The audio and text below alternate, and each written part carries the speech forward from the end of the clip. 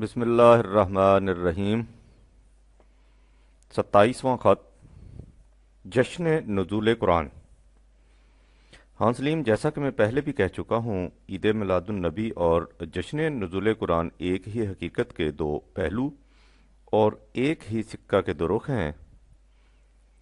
عید میلاد النبی کے سلسلہ میں تمہیں اس سے پہلے بہت کچھ لکھ چکا ہوں۔ اب جشن نزول قرآن کے ضمن میں مختصراً بتانا چاہتا ہوں۔ اس کی تمہید میں کچھ ایسے نکات بھی آ جائیں گے جو عید میلاد کے سلسلہ میں یا مقام محمدی صلی اللہ علیہ وسلم کے ضمن میں پہلے لکھے جا چکے ہیں۔ انہیں کندِ مقرر سمجھو۔ لو اب غور سے سنو کہ قرآن کے متعلق خود قرآن بھیجنے والا کیا کہتا ہے۔ قرآن خدا کی کتاب ہے، اور کتاب بھی ایسی جس کے متعلق بجا طور پر کہا جا سکتا ہے کہ تیرا کشید و دست از قلم کشید خدا۔ یہی وہ آخری کتاب ہے جس کے مطابق عدالت خداوندی سے کائنات انفس و آفاق کے معاملات کے فیصلے ہوتے، اور جس کی روح سے قوموں کو ان کی موت و حیات کے پروانے ملتے ہیں۔ قرآنی تعلیم کا نقطہ ماسکہ یہ ہے کہ کائنات میں ہر شے خدا کے متعین کردہ قانون کے مطابق سرگرم عمل ہے۔ اس کا نتیجہ یہ ہے کہ یہ محیر العقول کارگاہ ہستی جس کے تصور سے ذہن انسانی ورطۂ حیرت میں ڈوب کر رہ جاتا ہے، اس حسن و خوبی اور ربط و ضبط سے چل رہا ہے کہ اس میں نہ کہیں کوئی سقم ہے، نہ خلل، نہ فساد، نہ انتشار، نہ تزاحم ہے، نہ تصادم۔ ہر شے اپنے اپنے فریضہ کی ادائیگی میں انتہائی جذب و انہماک سے سرگرداں ہے، اور اس سعی و عمل کا مجموعی نتیجہ تعمیر و ارتقاء، کنسٹرکشن اینڈ پروگریس کی شکل میں ہر آن سامنے آ جاتا ہے۔ قرآن کا کہنا یہ ہے کہ اسی قسم کے غیر متبدل قوانین، جنہیں عام طور پر مستقل اقدار پرماننٹ ویلیوز کہا جاتا ہے، انسانی زندگی کے لیے بھی مقرر ہیں۔ اگر انسانی معاشرہ ان قوانین کے مطابق چلے تو اس کا نتیجہ خارجی کائنات کی طرح تعمیری اور ارتقائی ہوگا۔ اگر وہ اس کے خلاف چلے تو تخریب اور فساد کے جہنم میں جا گرے گا، چونکہ انسانی معاشرے کے متعلق قوانین مجرد اور غیر محسوس شکل ایبسٹریکٹ فارم میں ہیں، اور خارجی کائنات کا نظم و نسق انسان محسوس طور پر اپنے سامنے دیکھ سکتا ہے۔ اس لیے قرآن انسانی زندگی سے متعلق مجرد قوانین کو کائنات کے محسوس شواہد کی مثالوں سے سمجھاتا ہے۔ یہی طریقہ اللہ تعالیٰ نے خود قرآن کے تعارف کے لیے اختیار کیا ہے۔ مثلا سورہ واقعہ میں ہے فَلَا أُقْسِمُ بِمَوَاقِعِ النُّجُومِ، ان سے کہو کہ نہیں، بات یہ نہیں کہ میں ان حقائق کو یوں ہی نظری طور پر بیان کر کے آگے بڑھ جاؤں گا، میں انہیں کائنات کے محسوس نظام کی مرئی مثالوں سے سمجھاؤں گا۔ اس ضمن میں سب سے پہلے ستاروں کی گزرگاہوں کو بطور شہادت پیش کرتا ہوں۔ وَإِنَّهُ لَقَسَمٌ لَوْ تَعْلَمُونَ عظیم، اور اگر تم علم و بصیرت کی بارگاہ سے دریافت کرو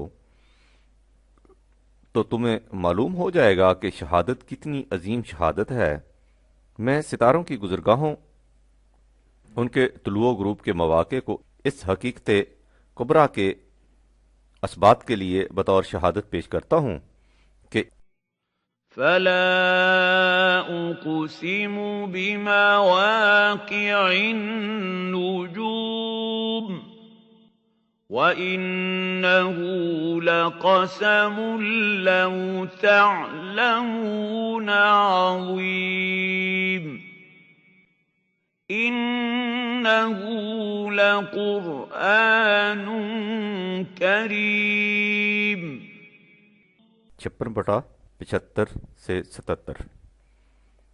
یہ قرآن بڑے شرف و مجد کا حامل اور نوع انسانی کے لیے بے حد نفع رساں اور عزت بخش ہے، خود واجب التکریم، اور جو اسے راہنما بنا لے اسے واجب التکریم بنا دینے کا ضامن اور کفیل۔ سورہ تکویر میں اسی اجمال کو ذرا تفصیل سے بیان کیا گیا ہے، جہاں فرمایا فلا اقسم بالخنس الجوار الکنس سے، نہیں میں شہادت میں پیش کرتا ہوں ان سیاروں کو جو پچھلے پاؤں لوٹ جاتے ہیں اور انہیں یعنی جو ایک برق پاغزالہ کی طرح تیزی سے آگے بڑھ کر چھپ جاتے ہیں۔ واللیل اذا عسعسا والصبح اذا تنفسا، اور شہادت میں پیش کرتا ہوں رات کو جب وہ آہستہ سے دبے پاؤں آتی ہے اور اسی طرح خاموشی سے دبے پاؤں لوٹ جاتی ہے، اور صبح کو جب وہ اپنی مسیحا نفسی سے ساری دنیا کو حیات نو کا پیغام دینے کے لیے مشرق کے جھروکے سے نمودار ہوتی ہے۔ میں شہادت میں پیش کرتا ہوں ان تمام کائناتی شواہد کو اس حقیقت کبریٰ کی تبیین کے لیے کہ فلا اقسم بالخنس الجوار الكنس والليل اذا عسعس والصبح اذا تنفس انه لقول رسول کریم۔ 81/15 سے 19۔ جس شخص کی زبان سے تم اس قرآن کو سن رہے ہو وہ ہمارا بھیجا ہوا قاصد ہے اور نہایت معزز اور واجب التکریم قاصد، یعنی یہ پیغام قرآن بھی الکریم 56/77 ہے اور اس کا لانے والا بھی الکریمو ہے 81/19۔ اور جس خدا نے اسے بھیجا ہے وہ بھی الکریم 82/6۔ سورہ الطارق میں ہے والسماء ذات الرجع، یہ فضائی کرے جو اس قدر عظیم الجثہ ہونے کے باوجود اس حسن و خوبی سے اپنے اپنے افلاق میں تیر رہے ہیں 36/40، اور اپنی گردش سے زندگی کے نئے نئے پہلو سامنے لاتے ہیں، وہ اس حقیقت پر شاہد ہیں۔ اور یہ زمین جو بیج کو پھاڑ کر اس میں سے کومپل کی شکل میں ایک نئی زندگی کی نمود کرتی ہے، والارض ذات الصدع، یہ بھی اس حقیقت پر گواہ ہے کہ انہ لقول فصل، قرآن ایک فیصلہ کن حقیقت ہے، اس میں جو کچھ کہا گیا ہے وہ ڈسکیسو ہے۔ وما ہوا بالحاضل 86/11 تا 14، یوں ہی مذاق نہیں، تم سمجھتے ہو کہ یہ محض شاعری ہے جسے زمانے کی گردشیں خود بخود مٹا دیں گی۔ ام یقولون شاعر نتربص بہی ریب المنون 52/30، یہ غلط ہے۔ فلا اقسم بما تبصرون وما لا تبصرون، وہ تمام حقائق جو تمہاری آنکھوں کے سامنے آ چکے ہیں، جن کا احاطہ تمہاری بصیرت کر سکتی ہے، اور وہ حقائق جو تمہاری نگاہوں سے مستور ہیں، وہ سب اس حقیقت پر شاہد ہیں۔ وما لا تبصرون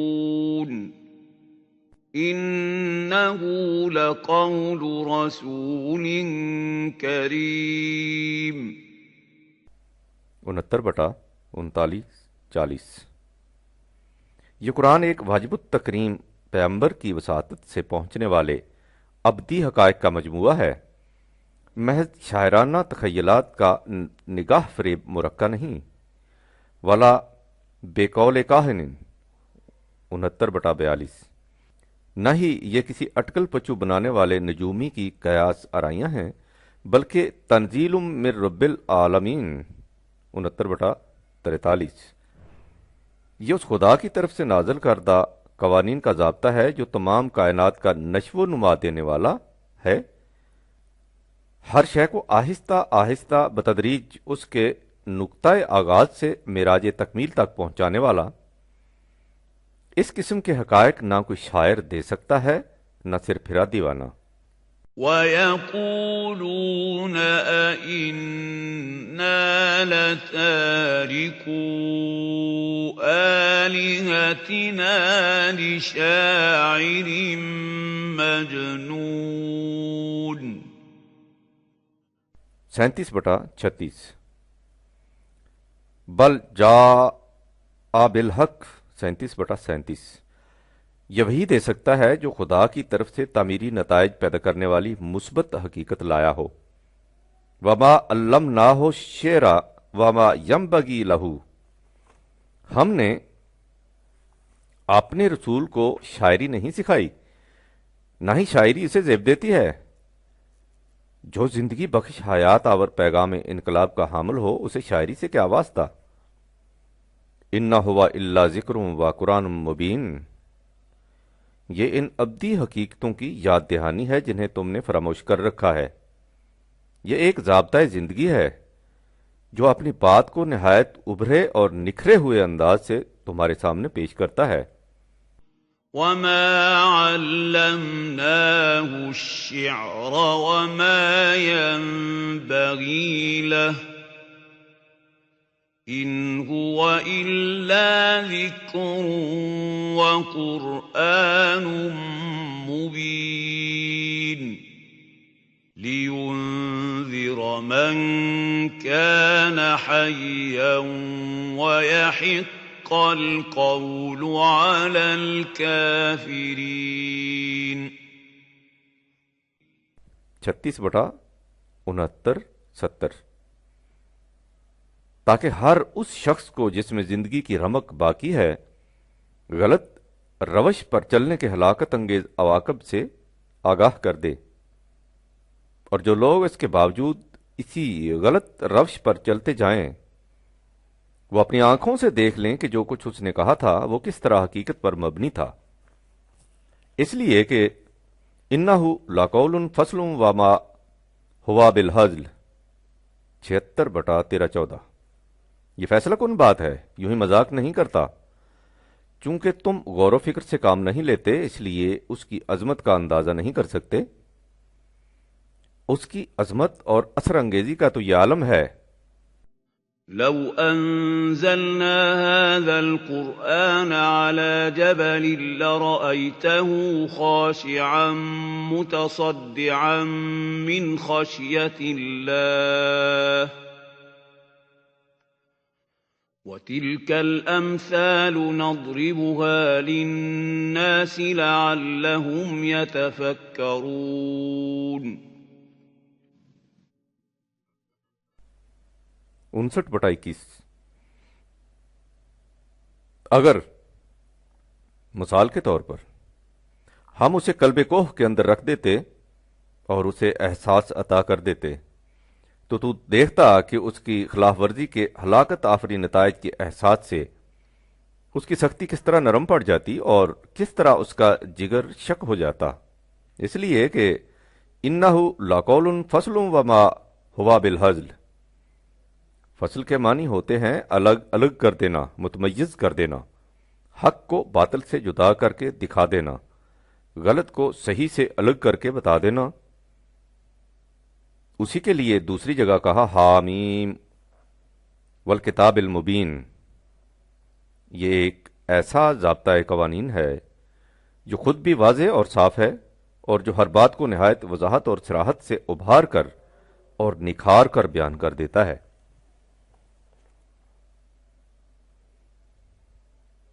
انا انزلناہ فی لیلۃ مبارکۃ انا کنا منذرین، ہم نے ان کا آغاز نزول رمضان کے مہینے کی ایک ایسی شب میں کیا جو تمام نوع انسان کے لیے نہایت برکت و سعادت کا موجب بن گئی ہے۔ یہ کتاب ہمارے اس قانون سنت اللہ کے مطابق نازل ہوئی جس کی روح سے ہم شروع سے انسان کو اس کی غلط روش کے تباہ کن نتائج سے آگاہ کرتے چلے آ رہے ہیں۔ فیہا یفرق کل امر حکیم، 44/1-4، اس میں ان تمام امور کو جو حکمت پر مبنی ہیں غلط امور سے الگ کر کے رکھ دیا گیا ہے۔ یہاں اسے لیلۃ مبارکہ کہا ہے، دوسری جگہ ہے انا انزلناہ فی لیلۃ القدر، 97/1، ہم نے اسے لیلۃ القدر میں نازل کیا۔ اگرچہ لیل کے معنی رات کے ہیں لیکن اس سے مراد وہ تمام زمانہ بھی ہو سکتا ہے جس میں قرآن نازل ہوتا رہا، اسے لیل سے اس لیے تعبیر کیا گیا کہ جس زمانے میں انسانوں کے پاس خدا کی وحی کی روشنی نہ رہے وہ اندھیری رات کی طرح تاریک ہوتا ہے۔ وحی کی روشنی آتی ہی تاریکیوں کے بعد ہے۔ اس کا مقصد یہی ہوتا ہے کہ نوع انسان کو تاریکیوں سے نکال کر روشنی میں لے آئے۔ یخرجہم من الظلمات الی النور 5/16۔ نیز اس سے مراد وہ دور بھی ہو سکتا ہے جس میں قرآن تو کسی قوم کے پاس موجود ہو لیکن اس پر عمل نہ ہو رہا ہو، جیسا کہ ہمارا دور ہے۔ بہرحال قرآن کا نزول تاریکی کے دور میں ہوا تاکہ ان انسانوں کے لیے جو دیکھ بھال کر راستہ چلنا چاہیں روشنی مہیا کر دے۔ دوسرا لفظ قدر ہے جس کے معنی ہے پیمانہ، یعنی قرآن نے نوع انسان کو حق و باطل کے ماپنے کے صحیح پیمانے عطا کیے۔ اس نے وہ مستقل اقدار پرماننٹ ویلیوز دی ہیں جس کے مطابق زندگی بسر کرنا مقصود انسانیت ہے۔ حقیقت یہ ہے کہ مستقل اقدار ہی وہ لنگر ہیں جس کے سہارے انسانی زندگی کی کشتی حوادث زمانہ کی طوفان انگیزیوں سے محفوظ رہ سکتی ہے۔ یہ بات بادنا تعمق سمجھ میں آ جائے گی کہ خارجی کائنات کی ہر شے وہ کچھ بن جاتی ہے جس نگاہ سے ہم اسے دیکھیں۔ اقبال کے الفاظ میں، اے کہ منزل راہ نمی دانی زراہ، قیمت ہر شے زانداز نگاہ، نوع دیگر بیں جہاں دیگر شود، این زمین و آسمان دیگر شود۔ اگر ہم آزردہ دل ہیں تو لوگوں کی ہنسی اور خوشی سے ہمیں غصہ آئے گا۔ غالباً فانی نے کہا ہے کہ عالم کی فضا پوچھو محروم تمنا سے، بیٹھا ہوا دنیا میں اٹھ جائے جو دنیا سے۔ اس کے برعکس اگر ہم خوش ہیں تو ساری دنیا جھومتی اور ناچتی دکھائی دے گی۔ بقول اختر شیرانی، یہ کس کو دیکھ کر دیکھا ہے میں نے بزم ہستی کو کہ جو شہر نگاہوں میں حسین معلوم ہوتی ہے۔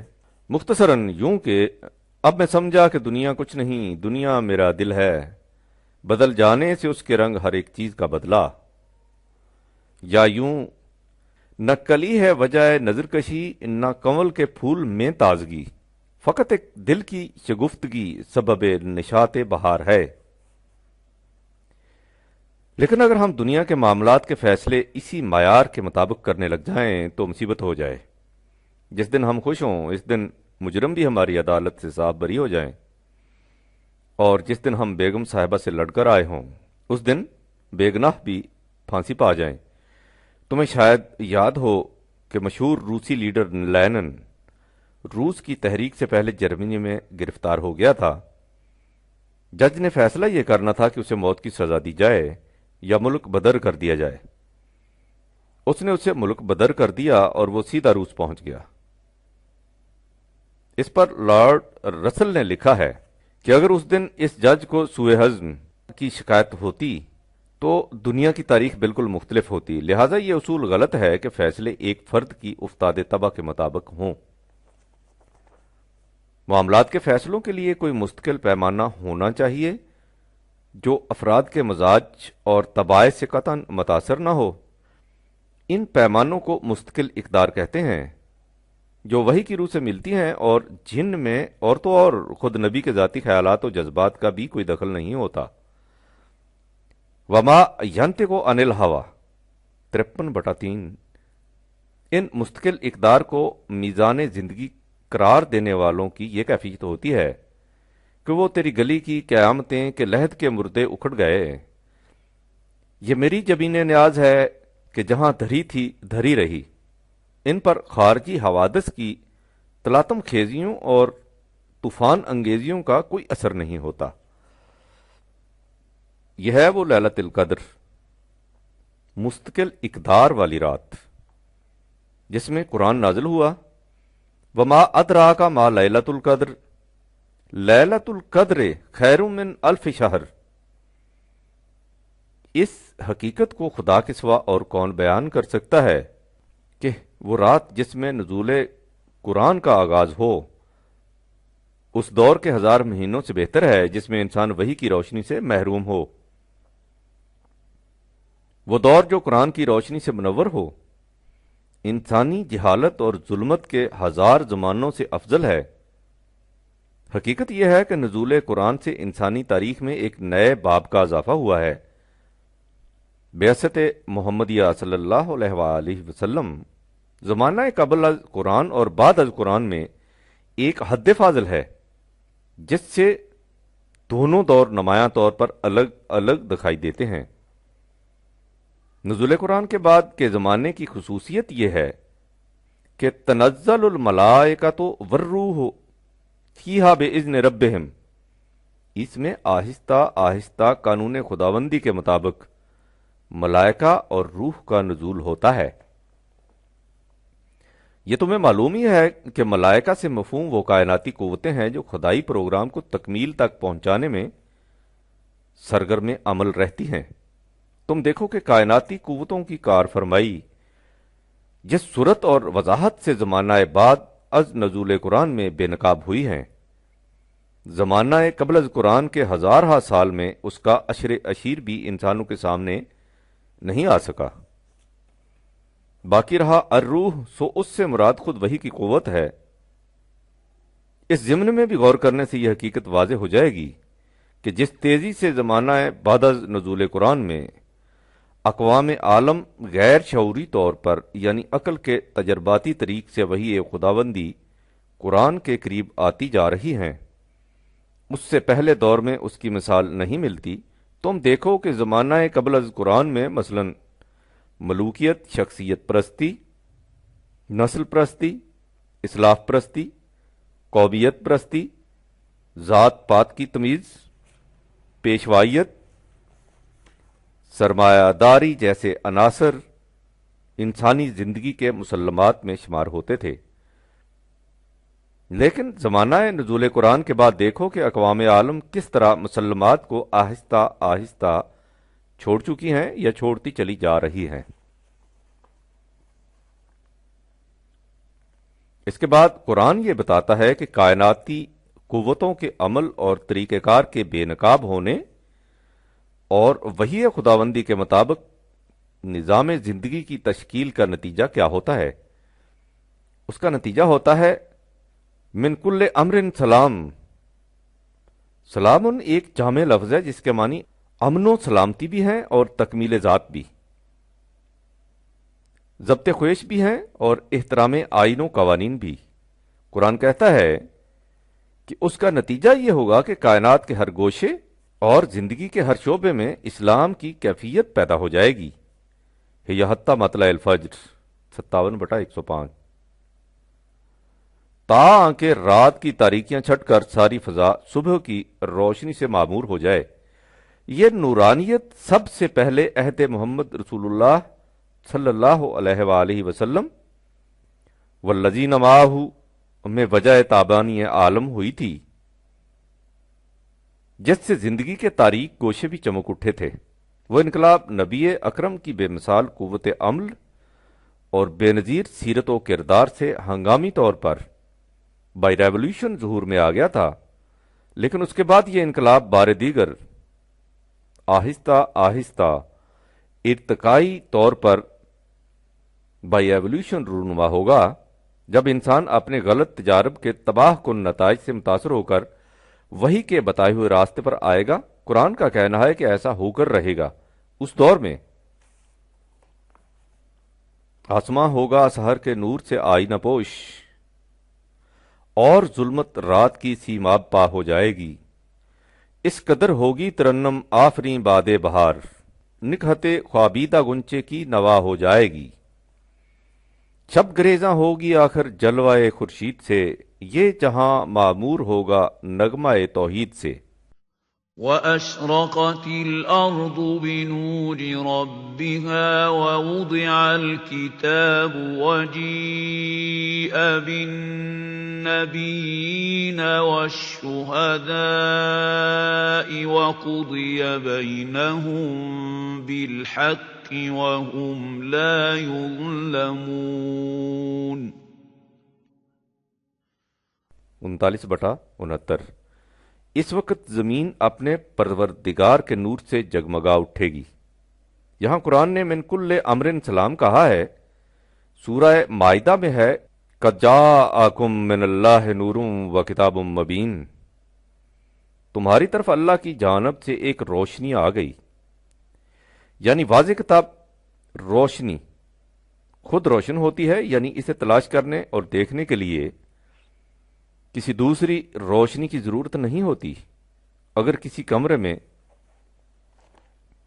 جلتا ہوا چراغ رکھا ہو تو آپ یہ دیکھنے کے لیے کہ وہ چراغ کہاں رکھا ہے اور کیسا ہے لالٹین لے کر نہیں جاتے۔ وہ چراغ اپنی روشنی سے اپنے متعلق سب کچھ بتا دیتا ہے، اس کے لیے صرف دیکھنے والی آنکھ کی ضرورت ہوتی ہے۔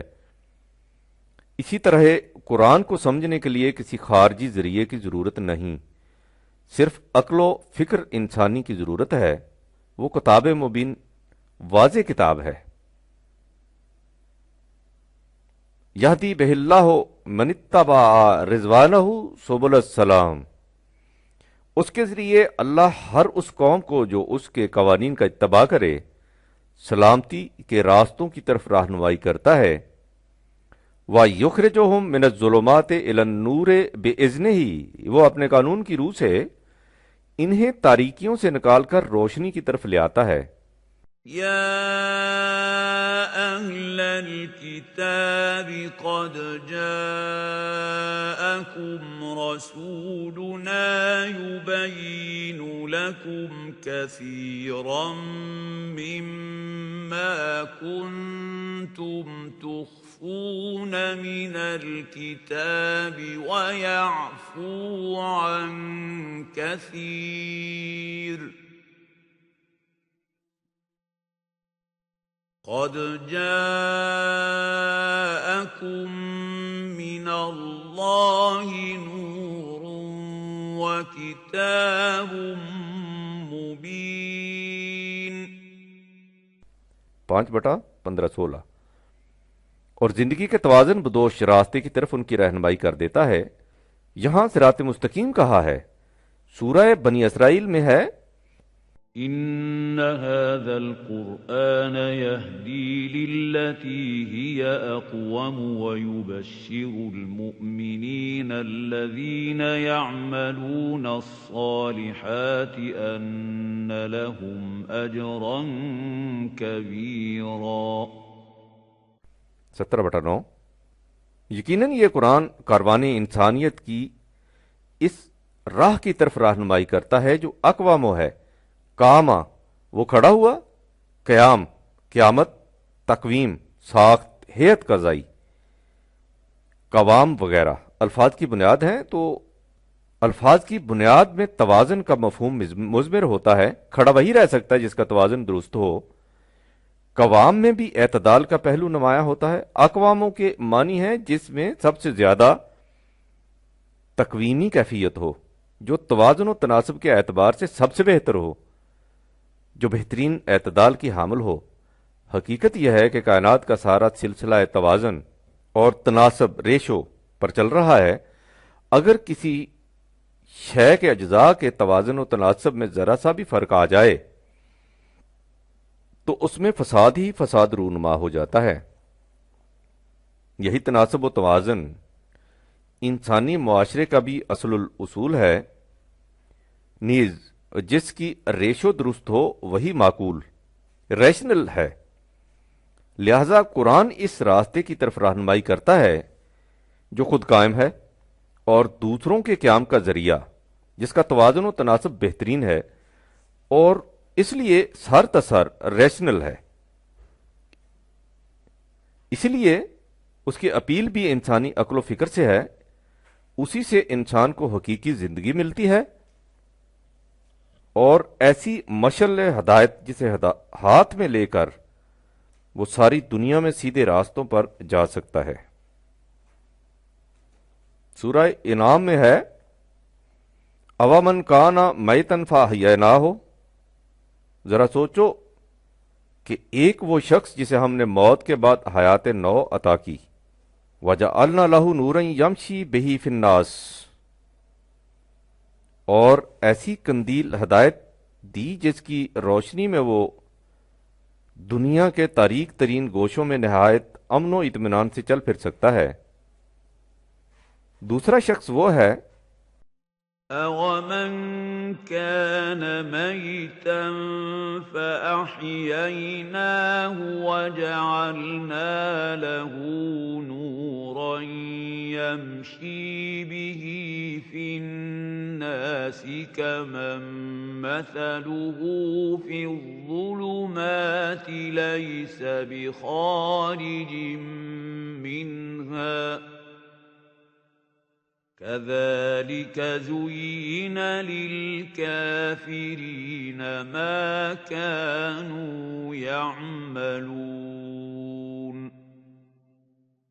6/123، جس کے متعلق یوں سمجھو کہ وہ ایسی تاریکی میں ہے جس سے وہ نکل ہی نہیں سکتا، کیا یہ دونوں شخص برابر ہو سکتے ہیں؟ یہ ہے وہ قرآن جس کے متعلق سورہ یونس میں ہے، یا ایھا الناس قد جاءتکم موعظۃ من ربکم وشفاء لما فی الصدور، اے نوع انسانی، تمہاری طرف تمہارے پروردگار کی طرف سے ایک ایسا ضابطۂ حیات آ گیا ہے جو غلط روش زندگی کے تباہ کن نتائج سے آگاہ کر کے تمہیں اس سے روکتا ہے۔ واعظ کے یہی معنی ہے اور ان کی تمام بیماریوں کا علاج ہے جن سے انسان کی سیرت میں ضعف اور کردار میں پستی آ جاتی ہے۔ وَہُدًى وَرَحْمَةٌ لِّلْمُؤْمِنِينَ، اور جو لوگ اس کی صداقت پر یقین رکھتے ہیں انہیں سیدھی راہ کی طرف رہنمائی کرتا اور سامانے نشو و نما بہم پہنچاتا ہے۔ قُلْ بِفَضْلِ اللَّهِ وَبِرَحْمَتِهِ، اے رسول ان سے کہہ دو کہ اس قسم کا ضابطۂ حیات محض خدا کے فضل و کرم سے تمہیں مل گیا، ورنہ انسان کے بس کی بات ہی نہ تھی کہ اپنے کسب و ہنر اور عقل و خرد سے وہ ان حقائق کو معلوم کر لیتا۔ اس کے بعد ہے فَبِذَالِکَ فَلْیَفْرَحُوا، پس تمہیں چاہیے کہ اس گراں قدر نعمت اور بیش بہا عطیہ کے ملنے پر خوشیاں مناؤ۔ يَا أَيُّهَا النَّاسُ قَدْ جَاءَتْكُم مَّوْعِظَةٌ مِّن رَّبِّكُمْ وَشِفَاءٌ لِّمَا فِي الصُّدُورِ وَهُدًى وَرَحْمَةٌ لِّلْمُؤْمِنِينَ قُلْ بِفَضْلِ اللَّهِ وَبِرَحْمَتِهِ فَبِذَلِكَ فَلْيَفْرَحُوا هُوَ خَيْرٌ مِّمَّا يَجْمَعُونَ 10/57-58۔ حقیقت یہ ہے کہ یہ نعمت دنیا بھر کی نعمتوں کے مقابل میں جنہیں انسان جمع کرتا رہتا ہے گراں قدر ہے۔ یہ اس تمام علمی سرمایہ سے بہتر ہے جسے نوع انسان آج تک جمع کر سکی ہے اور جو وراثتاً اس تک منتقل ہوتا چلا آ رہا ہے۔ اس کی مثل و نظیر دنیا فکر و عمل میں کہیں نہیں مل سکتی، لہٰذا تم اس قرآن کے ملنے پر خوشیاں مناؤ۔ اس سے واضح ہے سلیم کہ رمضان اور اس کی عید در حقیقت نزول قرآن کا جشن ہے۔ یہ وہ تقریب ہے جو تمام نوع انسان کے لیے یکساں اور مشترک طور پر جشن مسرت ہے، اس لیے کہ یہ نعمت کسی خاص قوم یا خاص ملک کی ملکیت نہیں، یہ تمام نوع انسان کے لیے حیات باشرف کا موجب اور امن و عافیت کا ضامن ہے۔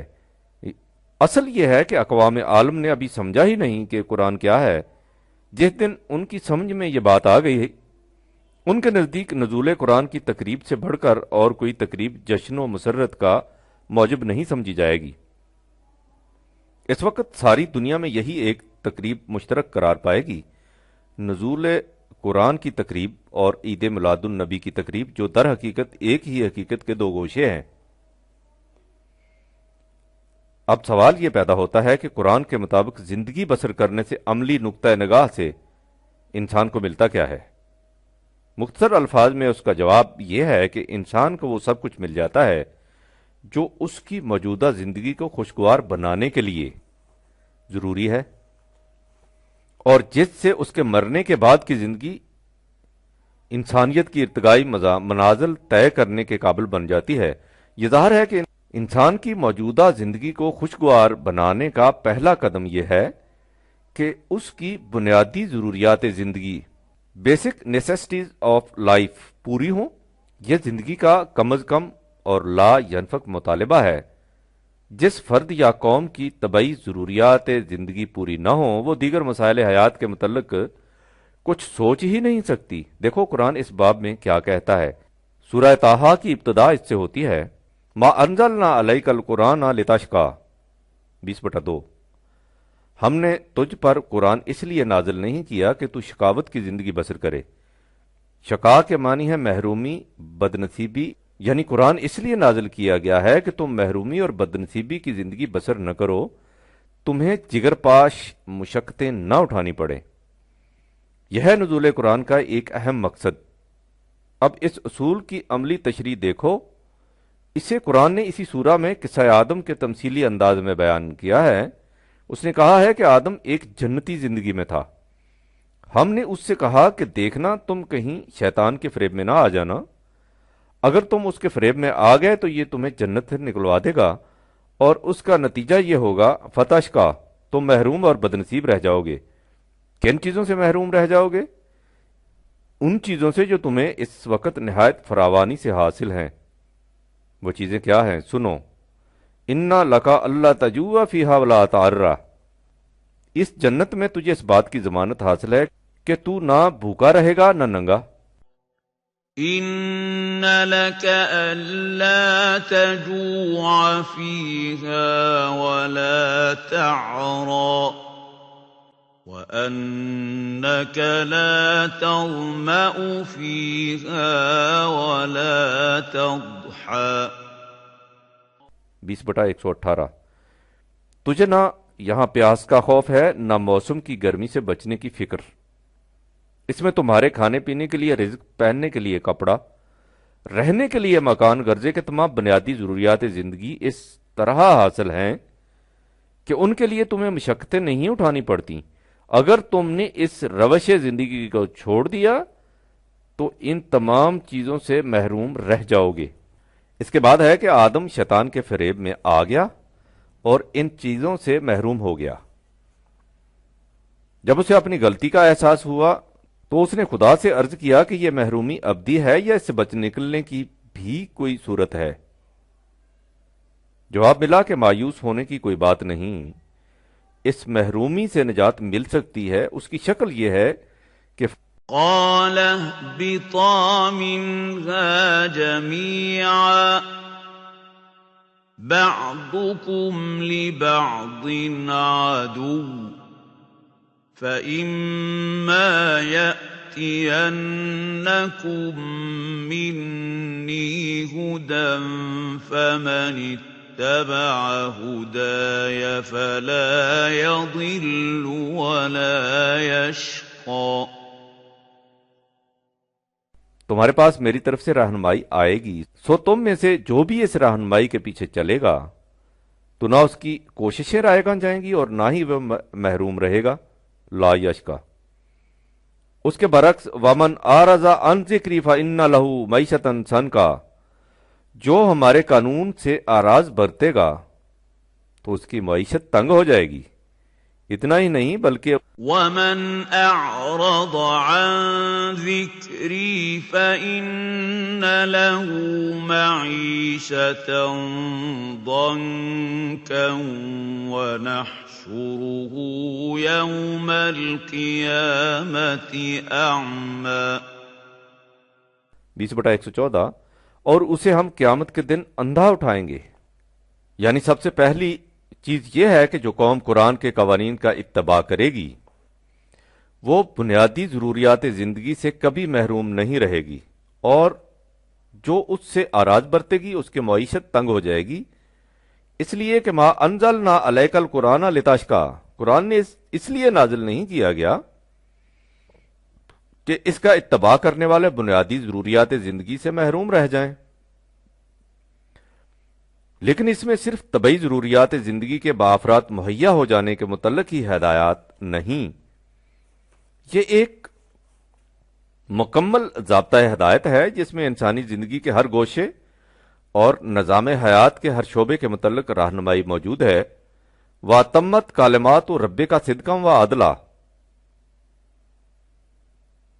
اس میں تیرے پروردگار کا قانون صدق و عدل کے ساتھ مکمل ہو گیا، اور اس طرح مکمل ہو گیا کہ لا مبدل لکلماتہ، اس میں کوئی شخص کسی قسم کا رد و بدل نہیں کر سکتا، اس لیے کہ یہ معاذ اللہ کسی اندھی گونگی فطرت کا مدون کردہ ضابطۂ زندگی نہیں، یہ اس خدا کا عطا کردہ قانون حیات ہے جو سب کچھ سنتا اور جانتا ہے۔ وَهُوَ السَّمِيعُ الْعَلِيمُ 6/116۔ اس کے مکمل ہونے کی کیفیت یہ ہے کہ خدا کی طرف سے جس قدر قوانین نوع انسانی کی زندگی کے مختلف ادوار میں نازل ہوتے رہے وہ سب کے سب اس کے اندر آ چکے ہیں۔ مصدقا لما بین یدیہ من الکتاب مہیمنا علیہ 5/48۔ یہ ان تمام صداقتوں کو سچ کر کے دکھانے والا اور ان کا محافظ و نگہبان ہے۔ فیہا کتب قیمہ 98/3۔ اس میں تمام محکم اور متوازن قوانین جمع ہو گئے ہیں۔ پھر جس خدا نے اسے مکمل کیا اس نے اس کی حفاظت کا بھی ذمہ لیا ہے۔ اِنَّا نَحْنُ نَزَّلْنَا الذِّکْرَ وَإِنَّا لَهُ لَحَافِظُونَ 15/9۔ یقیناً ہم نے اس قرآن کو نازل کیا ہے اور ہم ہی اس کے محافظ ہیں۔ اس طرح محافظ کے لا یاتیہ الباطل من بین یدیہ ولا من خلفہ 41/42۔ باطل نہ اس کے آگے سے آ سکتا ہے نہ پیچھے سے۔ جس رہنمائی کو تمام نوع انسان کے لیے ہمیشہ کے لیے ضابطۂ حیات بننا ہو اس کے لیے ضروری ہے کہ وہ محفوظ رہے۔ انسانی خیالات و تصورات کی اثر اندازی سے، اور اس کی یہی صورت ہے کہ اس کے الفاظ میں نہ کسی قسم کا تغیر و تبدل ہوا نہ کوئی حق و اضافہ۔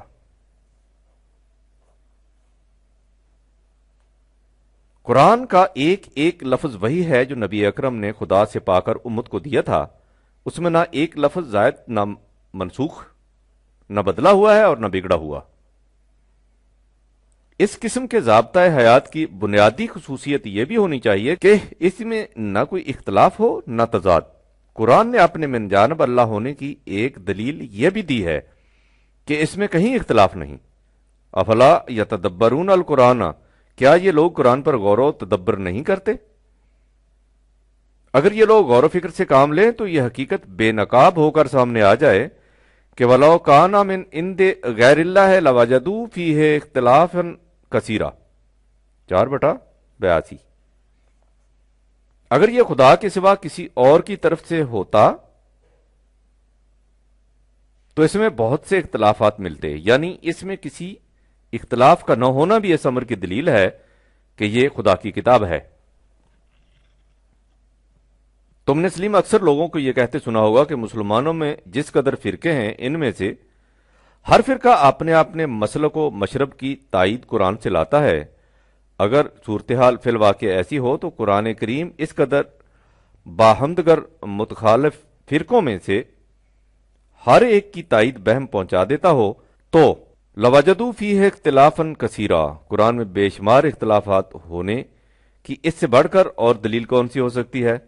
لہٰذا یہ غلط ہے کہ قرآن سے مختلف فرقوں کے باہمدگر متضاد عقائد و مسالک کی تائید مل سکتی ہے۔ قرآن تو مختلف فرقوں کے وجود کو شرک قرار دیتا ہے 30/31-32۔ اس لیے اس سے ان کی تائید کیسے مل سکتی ہے؟ قرآن خدا کا دین پیش کرتا ہے جو ایک غیر منقسم وحدت انڈیویجول یونٹ ہے، اور اس میں کسی قسم کا کوئی اختلاف نہیں، لیکن یہ حقیقت جیسا کہ قرآن نے خود کہا ہے تدبر فی القرآن سے سامنے آ سکتی ہے، اندھی تقلید سے نہیں۔ لیکن تدبر فی القرآن کا طریقہ وہی ہونا چاہیے جسے قرآن نے خود تجویز کیا ہے۔ سورہ یونس میں ہے بل كذبوا بما لم يحيطوا بعلمه ولما يأتهم تأويله كذلك كذب الذين من قبلهم فانظر كيف كان عاقبة الظالمين 10/39 ان لوگوں کو دیکھو یہ قرآن کی تکذیب کرتے ہیں بغیر اس کے کہ اس کے حقائق کو اپنے علم کے احاطہ میں لیں، لہذا قرآن کے سمجھنے کا پہلا طریقہ یہ ہے کہ انسانی علم جس سطح تک پہنچ چکا ہو انسان اس کی روشنی میں قرآنی حقائق کا مطالعہ کرے۔ جس شخص کے سامنے اس کے اپنے زمانے تک کا تمام علم نہ ہو وہ قرآنی حقائق کو سمجھ ہی نہیں سکتا، اور جو علم و عقل سے کام نہ لے قرآن کی بارگاہ سے اس پر پھٹکار پڑتی ہے۔ وَيَجْعَلُ الرِّجْسَ عَلَى الَّذِينَ لَا يَعْقِلُونَ 10/100 دوسرا طریقہ جو در حقیقت پہلے ہی کا جزو لازم ہے یہ ہے کہ فنظر کیف کان عاقبۃ الظالمین، انسان اقوام گزشتہ کی تاریخ سے دیکھے کہ کس قوم نے کون سا راستہ اختیار کیا اور اس کا انجام کیا ہوا۔ گویا جس انسان کے سامنے اقوام سابقہ سے متعلق تاریخی شواہد اور اپنے زمانے کے تقاضے نہ ہو وہ قرآنی حقائق کا ادراک نہیں کر سکتا۔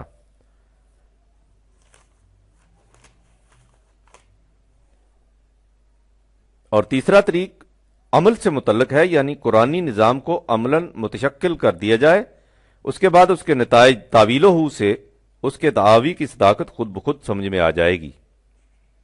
لیکن جو شخص نہ ماضی تاریخ اور نہ حال عصر حاضر سے متعلق علم رکھتا ہو اور نہ ہی قرآنی نظام کو متشکل ہونے دے، نہ اس کا انتظار کرے، وہ قرآن کو سمجھ نہیں سکتا۔ اوپر کہا گیا ہے کہ جس سطح تک انسانی علم پہنچ چکا ہو وہ انسان کے سامنے ہونا چاہیے، اس کے بغیر قرآن سمجھ میں نہیں آ سکتا۔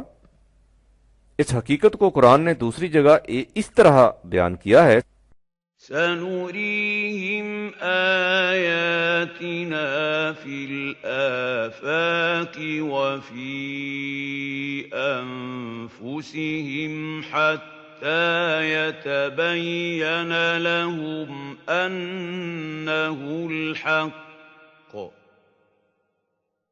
أَوَلَمْ يَكْفِ بِرَبِّكَ أَنَّهُ عَلَى كُلِّ شَيْءٍ شَهِيدٌ 41/53 ہم ان لوگوں کو عالم انفس و آفاق میں اپنی نشانیاں دکھاتے جائیں گے تاکہ یہ بات نکھر کر ان کے سامنے آ جائے کہ قرآن فی الواقع ایک حقیقت ثابتہ ہے، یعنی قرآنی حقائق زمانہ کی لہروں میں کائنات کے پیچ و خم میں لپٹے ہوئے ہیں۔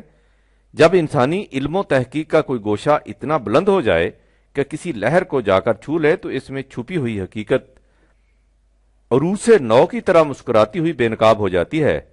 اس طرح قرآن کے حقائق آہستہ آہستہ مشہود ہوتے چلے جا رہے ہیں۔ اقبال کے الفاظ میں چوں مسلمانان اگر داری جگر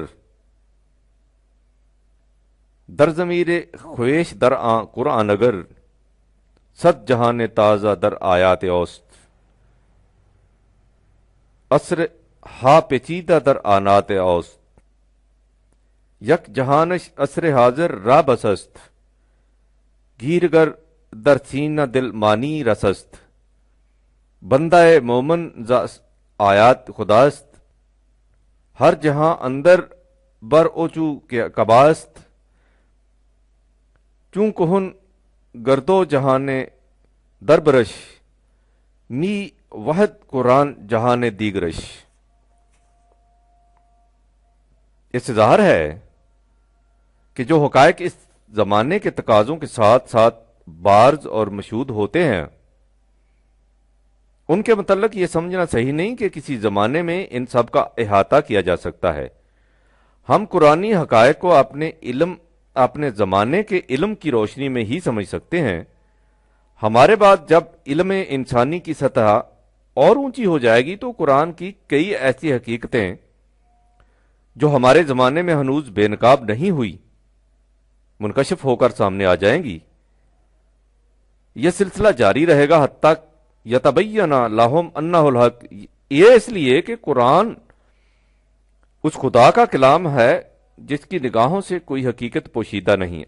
سنريهم آياتنا في الآفاق وفي أنفسهم حتى يتبين لهم أنه الحق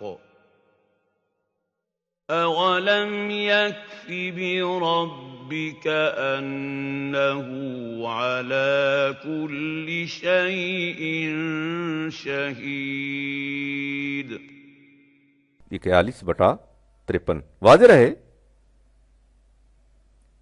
کہ یہ چیز قرآن کے مجرد حقائق ایبسٹریکٹ ٹروتس کے متعلق ہے جس کے اسرار و عوامل زمانہ کی سطح کے ساتھ ساتھ کھلتے ہیں۔ جہاں تک قرآن کے احکام کا تعلق ہے وہ اپنی جگہ متعین ہے اور محکم، البتہ ان کی حکمت اور غایت کے سمجھنے میں زمانے کی علمی ترقی کے ساتھ وسعت پیدا ہوتی جاتی ہے۔ قرآن فہمی کے ضمن میں اس نقطہ کو ہمیشہ سامنے رکھنا چاہیے۔ اگر کوئی یہ پوچھے کہ وہ سب سے بڑی چیز جو قرآن نے انسان کو دی ہے اور جو انسان کو کہیں اور نہیں مل سکتی کیا ہے، تو ایک مختصر سے فکرے میں اس کا جواب یہ ہوگا کہ قرآن نے انسان کو اس کے صحیح مقام سے آگاہ کیا ہے۔ اس نے بتایا ہے کہ جہاں تک خارجی کائنات کا تعلق ہے ہر چیز اس کے لیے تابع تسخیر کر دی گئی ہے۔ سخر لکم ما فی السماوات و ما فی الارض جميعا منہ ان فی ذلک لآیات لقوم یتفکرون 45/13۔ آدم کے مسجود ملائک ہونے کا یہی مطلب ہے، باقی رہے خود انسان تو یہ سب پیدائش کے اعتبار سے یکساں طور پر واجب التکریم ہیں۔ وَلَقَدْ كَرَّمْنَا بَنِي آدَمَ 17/70۔ اس لیے کسی انسان کو حق حاصل نہیں کہ کسی دوسرے انسان کو اپنا محکوم اور تابع فرمان بنا لے 3/89۔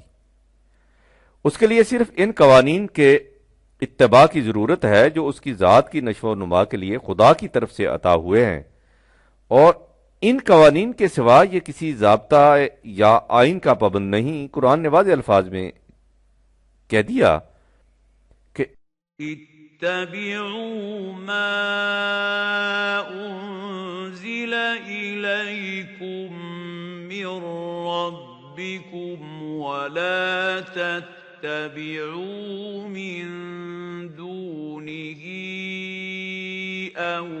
اولیاء قلیلا ما تذکرون۔ 7/3 تم صرف ان قوانین کا اتباع کرو جو تمہارے نشو و نما دینے والے کی طرف سے تمہاری جانب بھیجے گئے ہیں، ان کے علاوہ اور کسی کارساز و کار فرما کا اتباع نہ کرو۔ غور کرو سلیم کہ یہ کتنی بڑی آزادی ہے جو انسان کو عطا کی گئی ہے۔ دنیا میں انسان کی انتہائی آرزو یہ ہے کہ وہ آزاد ہو۔ آزادی کی خاطر وہ اپنی جان تک بھی دے دیتا ہے۔ اس کی ساری تاریخ حصول آزادی کی کشمکش کی داستان ہے، لیکن اس تمام سعی و کاوش، تگوتاز اور تپش و گداز کے باوجود یہ آج تک متعین نہیں کر سکا کہ آزادی کسے کہتے ہیں۔ اسے یہ چیز قرآن ہی نے بتائی ہے کہ آزادی کا صحیح مفہوم یہ ہے کہ کوئی انسان کسی دوسرے انسان کا محکوم نہ ہو، کوئی فرد کسی دوسرے فرد کا محتاج نہ ہو۔ کس نباشد در جہاں محتاج کس، نکتہ شرع مبیں است و بس۔ قرآن نے بعثت محمدیہ صلی اللہ علیہ وسلم کا مقصد ہی یہ بتایا ہے۔ الذین يتبعون الرسول النبی الأمی الذی یجدونہ مکتوبا عندهم فی التوراة والإنجيل يأمرهم بالمعروف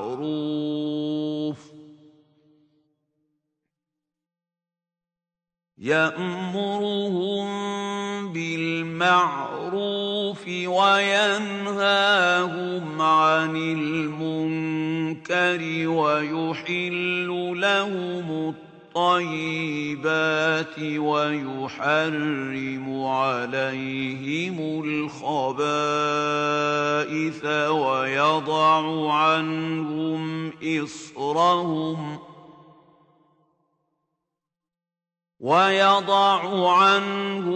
إصرهم والأغلال التي كانت عليهم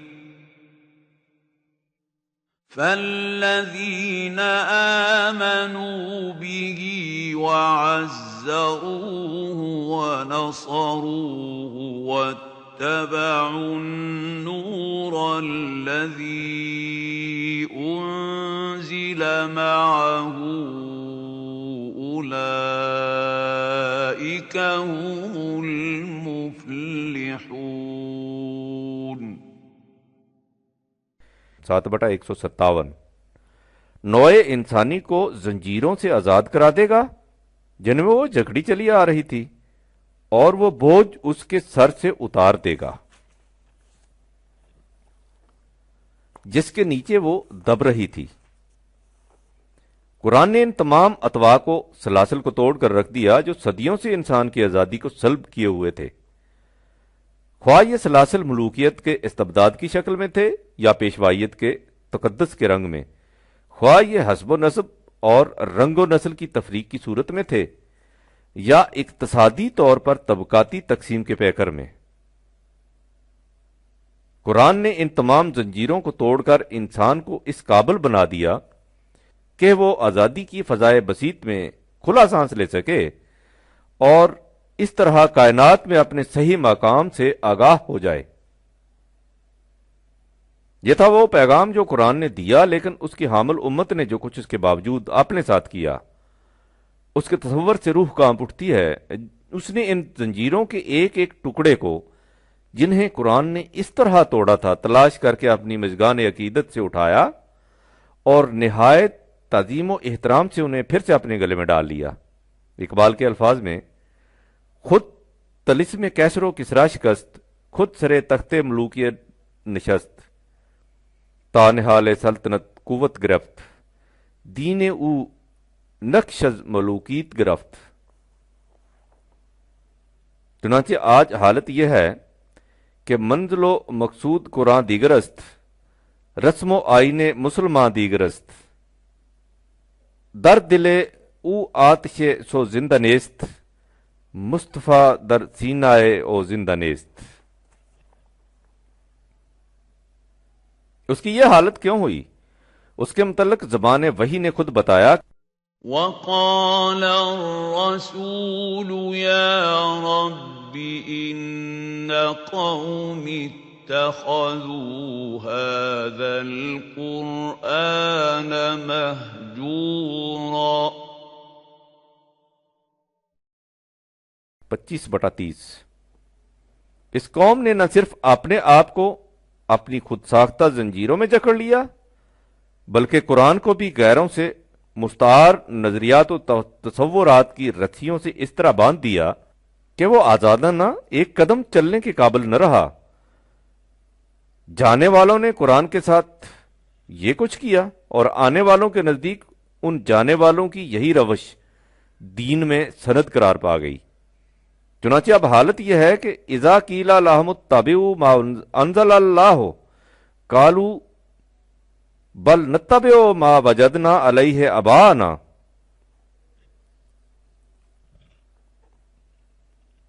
جب ان سے کہا جاتا ہے کہ جو کچھ خدا نے نازل کیا ہے اس کا اتباع کرو تو یہ کہتے ہیں کہ نہیں، ہم تو اس مسلک کا اتباع کریں گے جس پر ہم نے اپنے اسلاف کو چلتے دیکھا ہے۔ وَإِذَا قِيلَ لَهُمُ اتبعوا ما أنزل الله قالوا بل نتبع ما وجدنا عليه آباءنا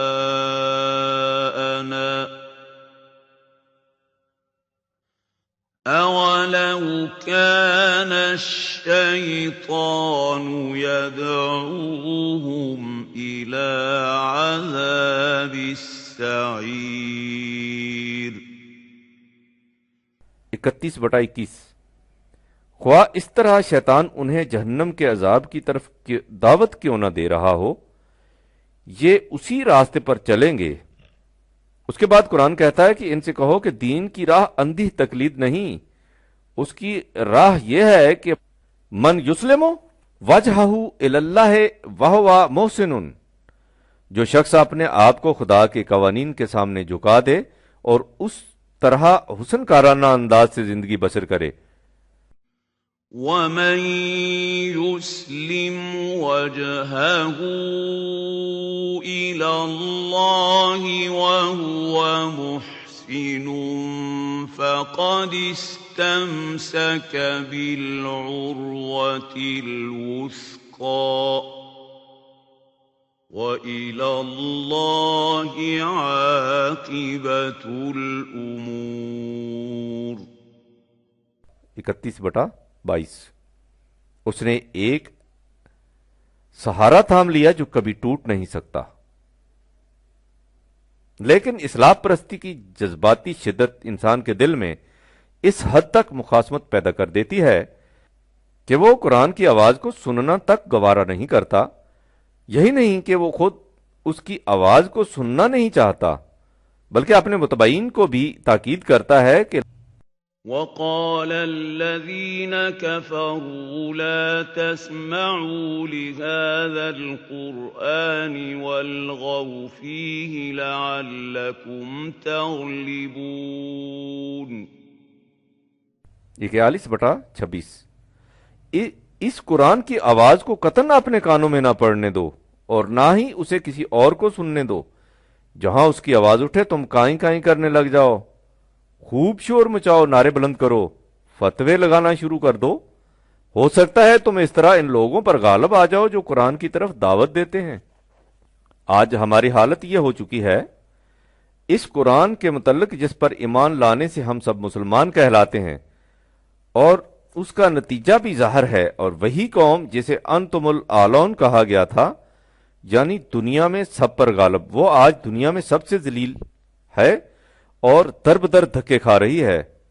مذعوماً مدحورا 7/18 اور ملوماً محسورا 17/29 دھتکاری اور پھٹکاری ہوئی، دارماندہ اور واماندہ، جنت سے نکلے ہوئے آدم کی طرح حیران اور پریشان، مایوس اور محروم۔ لیکن یہ مایوسی اور محرومی پھر سے شادکامی اور سرفرازی میں بدل سکتی ہے، بشرطے کہ ہم پھر اسی قرآن کی طرف آ جائیں جس نے ہمیں ایک بار وہ سربلندی و کامرانی عطا فرمائی تھی جس کی مثال انسانیت کی تاریخ میں کہیں نہیں مل سکتی۔ اس نے جنت سے نکلے ہوئے آدم سے کہا تھا کہ قُلْنَا اهْبِطُوا مِنْهَا جَمِيعًا فَإِمَّا يَأْتِيَنَّكُم مِّنِّي هُدًى فَمَن تَبِعَ هُدَايَ فَلَا خَوْفٌ عَلَيْهِمْ وَلَا هُمْ يَحْزَنُونَ 2/38 جو قوم بھی خدا کی طرف سے ملی ہوئی رہنمائی کا اتباع کرے گی، اسے نہ کسی قسم کا خوف ہوگا، نہ حزن، نہ سرگردانی ہوگی، نہ پریشانی۔ یہ ہے عزیزم اس قرآن کا اجمالی سا تعارف جس کے متعلق خود خدا نے کہا ہے کہ اس کے ملنے پر جشن مسرت مناؤ کہ یہ دنیا کی ہر نعمت سے گراں بہا اور ہر دولت سے زیادہ بیش قیمت ہے۔ قل بفضل الله وبرحمته فبذلك فليفرحوا هو خير مما يجمعون 10/58 آن کتاب زندہ قرآن حکیم حکمت اور لاجزالس تو قدیم پختہ تر سودائے خام از زوریو درفتت باسنگ جام از زوریو می برد پابند او آزاد آورد سید بندہ را بفریاد آورد ارجمی گیرت ازد نا ارجمند بندہ را از سجدہ سازو سربلند نوئے انسان را پیام آخرین حاملے او رحمت للعالمین رشک ساتھ عید ہے وہ ساتھ جس میں دنیا کو ایسا پیغام حیات ملا اور درخور ہزار تہنیت ہے وہ امت جسے اس پیغام کی وراثت کے لیے منتخب کیا گیا 35/22 فاش گوئم آنچ در دل مزمر است این کتاب نیست چیز دیگر است چون بجاں در رفت جان دیگر شد جہاں چون دیگر شد جہاں دیگر شد یہ ہے سلیم قرآن کا وہ تعارف جسے خود قرآن نازل کرنے والے خدا نے کرایا وسلام پرویز مئی 1957